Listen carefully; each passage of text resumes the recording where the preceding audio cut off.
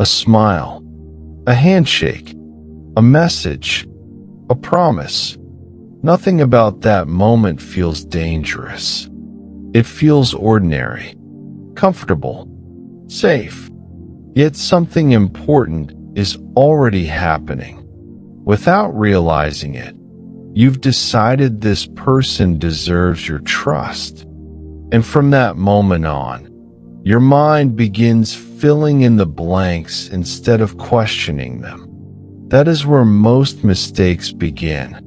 Not because people are foolish, but because trust forms quietly, long before we notice it. Your brain is built to recognize patterns. Once someone's behavior feels consistent, your guard naturally lowers. The problem is that consistency can be manufactured. A carefully managed first impression, repeated often enough, begins to feel like evidence of character. And that's why betrayal rarely feels obvious at the beginning. It usually feels like certainty. A man once hired 2 employees on the same day. Their qualifications were nearly identical. Both communicated well. Both appeared dependable.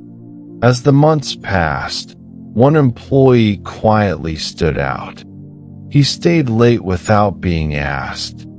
He helped coworkers without seeking recognition. He asked thoughtful questions and rarely created problems. Gradually, the manager stopped checking his work, not because he had verified everything, but because confidence had replaced verification. Months later, the company discovered that the same trusted employee had been leaking confidential client information to a competitor. The betrayal didn't begin the day the files were discovered. It began the day everyone stopped paying attention. That is how deception usually succeeds. Not by forcing trust, by becoming familiar enough that scrutiny disappears. The greatest danger is not meeting dishonest people. It's allowing confidence to grow faster than understanding. Once that happens, you stop evaluating behavior objectively. You begin protecting the image you've already built of someone. So the real question isn't whether people are good or bad. It's whether you're paying attention while trust is being earned. There are 3 questions that make that much easier. Not because they expose every lie, but because they reveal the habits beneath the image. First question: what do you do when nothing is at stake for you? Many people behave well when there's something to gain. Recognition, approval, opportunity. Real character appears when none of those rewards exist. How someone acts when no one is watching tells you far more than how they behave when they're being evaluated.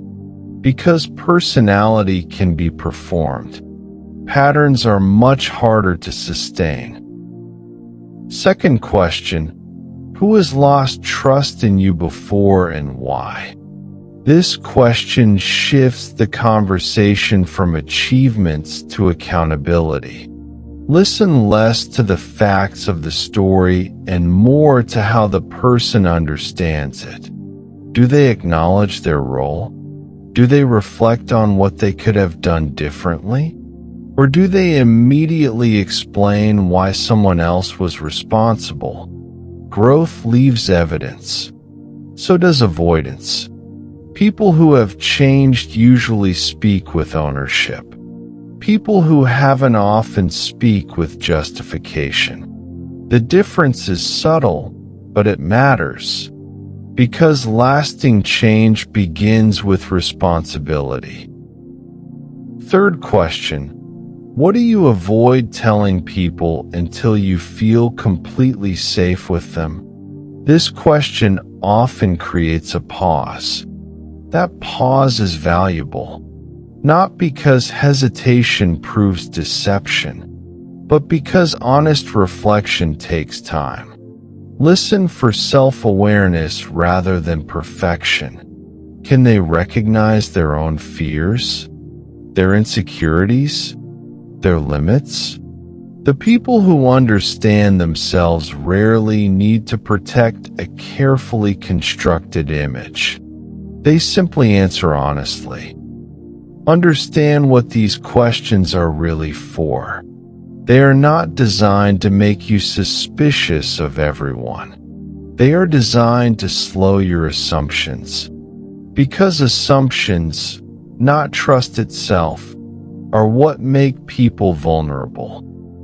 You don't need to doubt every person you meet. You simply need to separate familiarity from genuine character. The strongest relationships aren't built because someone earned your confidence quickly. They're built because their actions remained consistent long after the first impression faded. People rarely become someone new overnight. They reveal themselves gradually. One decision, one habit, one response at a time. The warning signs are usually visible long before the consequences arrive. Most people just stop looking. So the next time someone earns your confidence unusually fast, don't rush to label them trustworthy. Slow the moment down. Watch what stays consistent when there's nothing to gain. Notice how they speak about responsibility.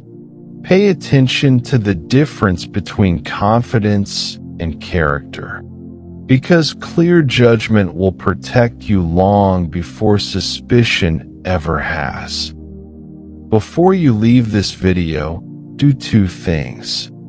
First, comment, "I see clearly now," not for the algorithm, but as a reminder that from this point forward, you'll pay closer attention before giving away your trust. And if you found this video valuable, subscribe to the Logic Sentinel and turn on notifications. Because in the next video, you'll learn the subtle ways people test your boundaries and how to recognize those tests before they become control.